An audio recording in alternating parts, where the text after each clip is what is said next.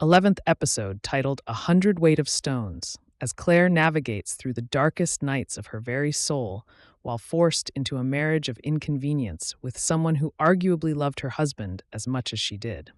The camera moves back and forth between the newlyweds with unflinching closeness, as William Ransom stands in witness to two people joining their houses in resigned sorrow. Seeing Jamie's son at the moment when she nearly falters in her vows, it turns out, is what gives Claire the strength to finish them.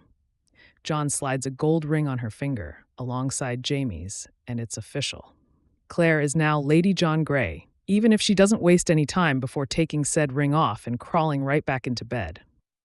She's not the only one grieving Jamie's loss, as Ian says a prayer for his uncle's soul out in the woods, with Rachel Hunter and Rollo by his side. The two briefly ponder the potential of a life after this one.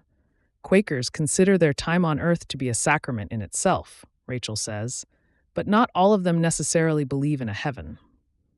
It's still a comfort for Ian to think of Jamie there, though, keeping his father company. Rachel remarks on how much Ian has lost over the course of his young life. But something's got to give soon, right? Let's cut these characters a break eventually. On their walk back into town, Ian feels compelled to reveal more of his past to Rachel, including the fact that he was married before. Rachel's less than thrilled to learn that said wife is still alive, but she's at least willing to hear Ian out in terms of recounting what led to their separation. Once she has all of that past trauma spelled out for her, Rachel's also willing to confess to her own love for Ian, initiating a kiss between them. Later, when Ian meets with Claire, revealing that he intends to leave with Rachel for Valley Forge, he admits that he isn't sure if his aunt plans to go back through the stones to her own time. But Claire realizes that home, for her, is in the past now, as is the fight she needs to continue to see through for Jamie's sake, as well as the rest of their family.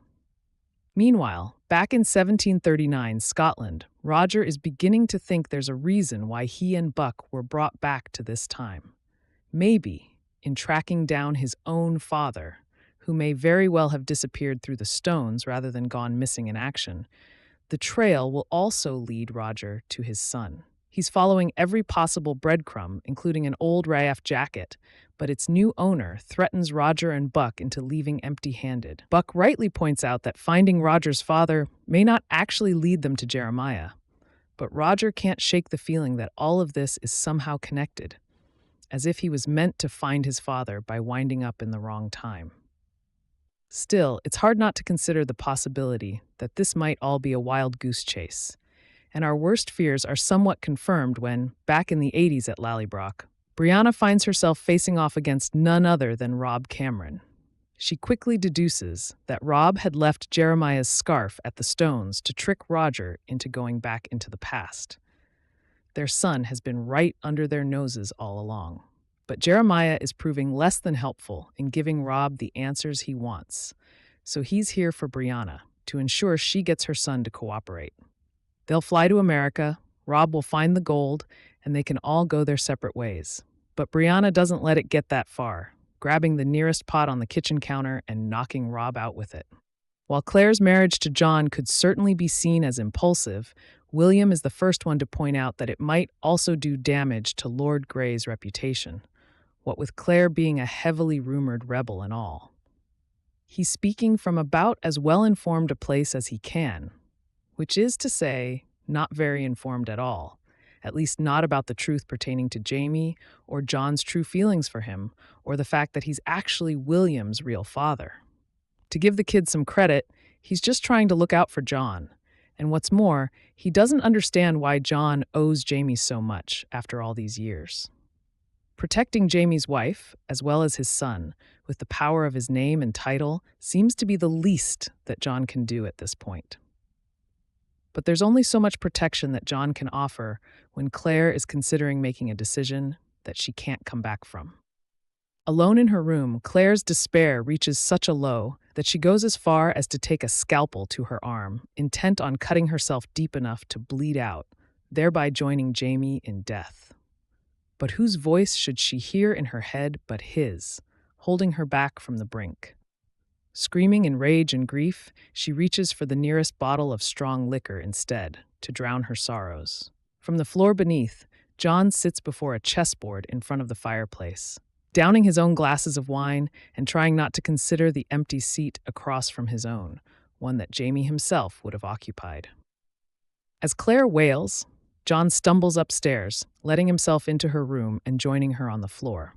A messy, somewhat violent thing that passes between them, with Claire lashing out at him and John taking her into his arms as they weep together.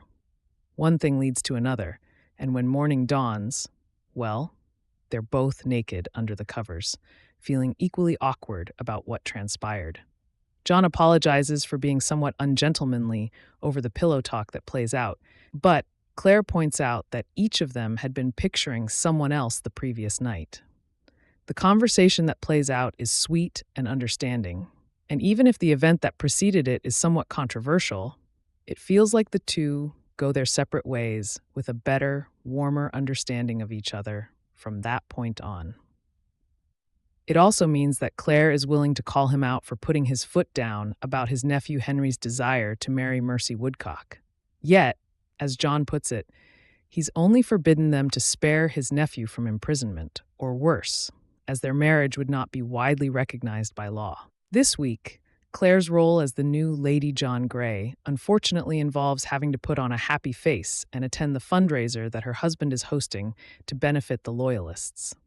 At first, it seems as though Claire might put her foot down about showing up, despite John's desperate insistence that they rely on each other to survive, thereby honoring Jamie's memory in the process. But on the night of, Claire appears, wearing both the blue gown John picked out for her and his ring nestled on her finger next to Jamie's. Over the course of the supper, she's also put in a position to discover one major secret.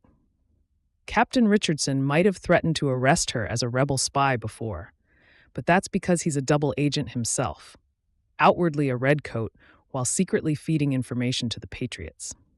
Now, he wants to recruit Claire to spy on John and his loyalist connections, but Claire refuses to go as far as to open her new family up to threats.